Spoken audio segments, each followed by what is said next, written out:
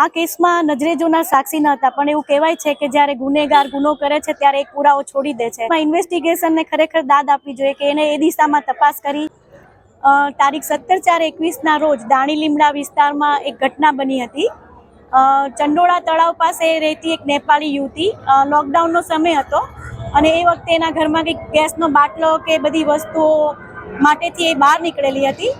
તો આ જે કેસના 3 આરોપીઓ છે, જેમાં બીજા નંબરનો આરોપી વોન્ટેડ છે, આરોપી નંબર 1 અને 3 અને સાથે બીજો એક આરોપી ભેગા મળીને કંઈક રિક્ષામાંથી આવતા હતા. તો આ નેપાળી જેવી લાગતી યુવતીને એમ રિક્ષામાં બેસાડી અને કીધું કે તને જે વસ્તુ જોઈએ છે, ગેસ વગેરે, એ અમે અમુક જગ્યાએથી અપાવી દઈશું, તેમ કરીને બેસાડી અને પછી તેને આમ તેમ ફેરવી અને પછી કોઈ જગ્યાએથી અલ્પ્રાઝોરમ નામની ટેબ્લેટ્સ લઈ અને એને કોઈ ઠંડા પીણામાં મિક્સ કરીને પીવડાવી દીધી.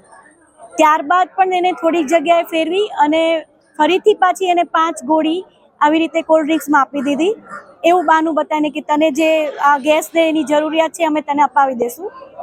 તો એવા સંજોગોમાં પછી જ્યારે લોકડાઉનની પરિસ્થિતિ હતી, કર્ફ્યુનો સમય હતો, એ વખતે આરોપી નંબર 1 અને બધા ભેગા મળીને તેને એના ઘરમાં લઈ ગયા અને પહેલેથી જ ઈરાદો મલિન હતો કે આ યુવતી સાથે ખરાબ કૃત્ય કરવું. અને પછી 3 આરોપી એમના ઘરમાં જઈને, આરોપી નંબર 1ના ઘરમાં જઈને, ભોગ બનનાર થોડીક હોશમાં હતી પણ એટલી બધી હોશમાં પણ નથી કે જેથી તે બૂમાબૂમ કરી શકે. તેવા સંજોગો એને ફરીથી બીજી 5 ગોળી આપી દીધી અને પછી એની સાથે 1 by 1 ખરાબ કૃત્ય, એની સાથે બળાત્કાર કર્યો અને તે બૂમ ન પાડે એના માટે એને મોઢા ઉપર એક ડૂચો પણ મારી દીધો. અને ત્યારબાદ જેનું ઘર હતું એ આરોપી ઘરમાં રહ્યો અને બીજા 2 આરોપી જતા રહ્યા.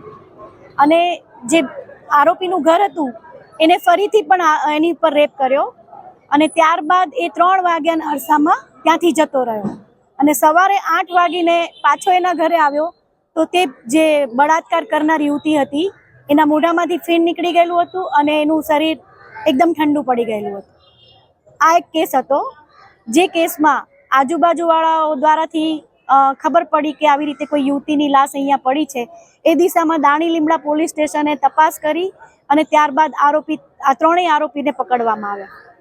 અને ફરિયાદ પક્ષે અમે કુલ 52 જેટલા દસ્તાવેજી પુરાવા અને 42 જેટલા સાક્ષી તપાસીને આ કેસને પુરવાર કર્યો. આ કેસમાં આરોપી નંબર 2 વોન્ટેડ છે, એટલે એની સેપરેટ ટ્રાયલ કરીને આરોપી નંબર 1 અને 3ની સામે કાર્યવાહી કરવામાં આવી છે.